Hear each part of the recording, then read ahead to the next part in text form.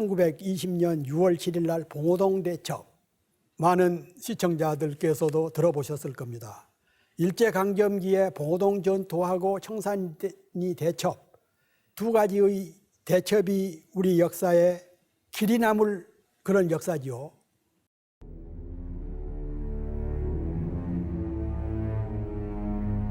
(1920년 6월 7일) 새벽 2시 봉오동 인근 후안산에서 독립군과 소규모 전투를 치른 일본군은 봉오동까지 독립군을 추격해오기 시작한다.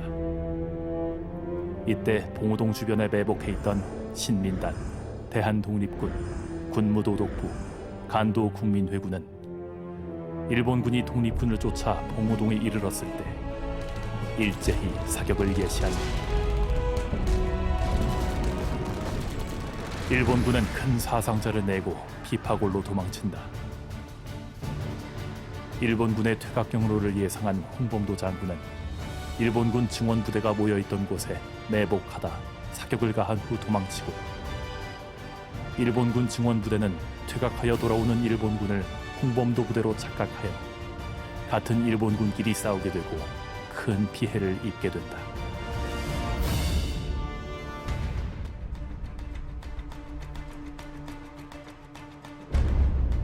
(1920년 10월 20일) 간도로 침입한 일본군은 독립군에 대한 토벌 작전에 돌입한다. 이에 김좌진 장군이 이끄는 북로 군정서군은 대군 병고지에 독립군을 매복시키고 일본군을 기다린다.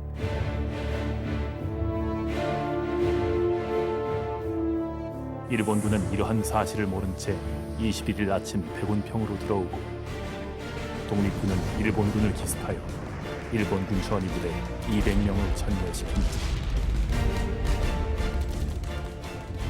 같은 시각 일본군은 이도구 완루구에서 홍범도가 이끄는 독립군 연합부대를 공격한다. 홍범도는 저지선에서 전투를 펼쳤고 예비대는 우회해오던 일본군의 측면을 공격한다. 일본군은 이러한 공격을 예상치 못하고 있다가 독립군 예비대가 빠져나가자 자기 부대 일본군을 독립군으로 오인하여 공격한다.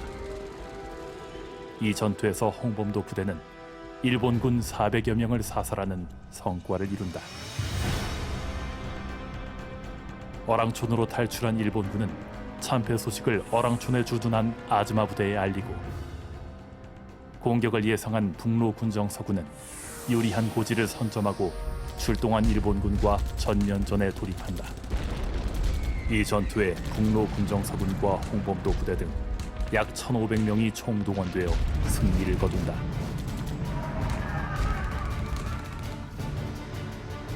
홍범도 부대의 지략은 이번에도 성과를 이룬다. 독립군을 추격하던 일본군은 25일 밤 고동하 골짜기에서 독립군의 보닥불을 발견하고 공격하였으나 그곳에는 독립군이 없었다. 홍범도의 지략으로 근처에 매복 중이던 독립군은 즉시 반격하여 대승을 거두게 된다.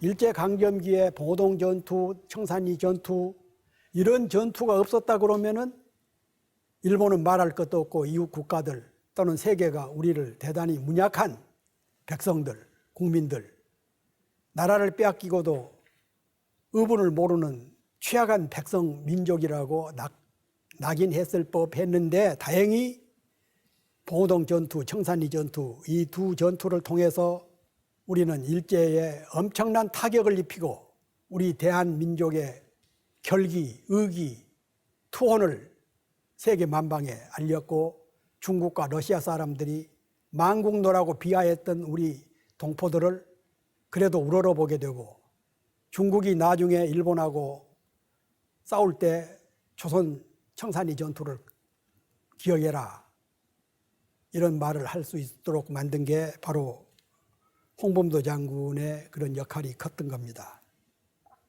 일제가 우습게 봤던 우리 독립군들이, 우리 의병들이 정규 부대 최신식 무장을 한 일본군을 그렇게 처단하는 것을 보고, 그리고는 그 보동 전투에서, 청산리 전투에서 승리한 우리 그 광복군 독립군들은 산속을 통해서 이제 다른 작전 때문에 피신을 하고 있을 때 그 지역에 있었던 우리 동포들, 우리 교민들, 우리 조선족이지요.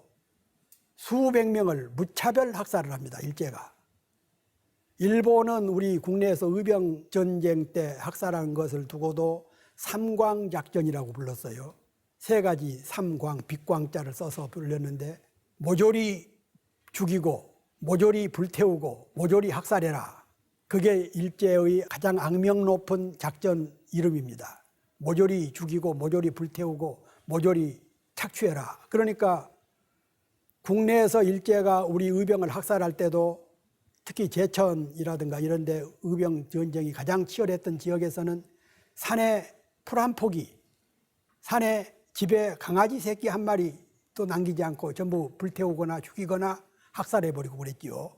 근데 그때 그 홍범도 장군이 대첩을 이루었던 보동 전투, 청산리 전투 지역에 살던 우리 교포들 수백 명이 그렇게 학살당했습니다.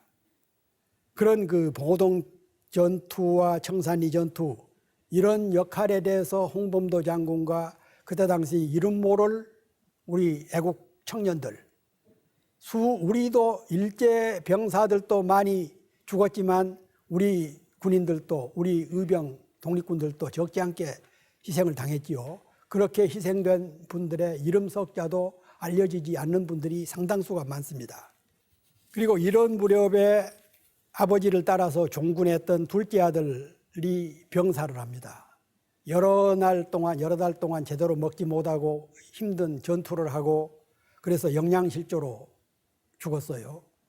부인 학살당하고 큰아들도 학살당하고 둘째 아들도 병사를 당했지만 실제로는 영양실조로 죽은 겁니다.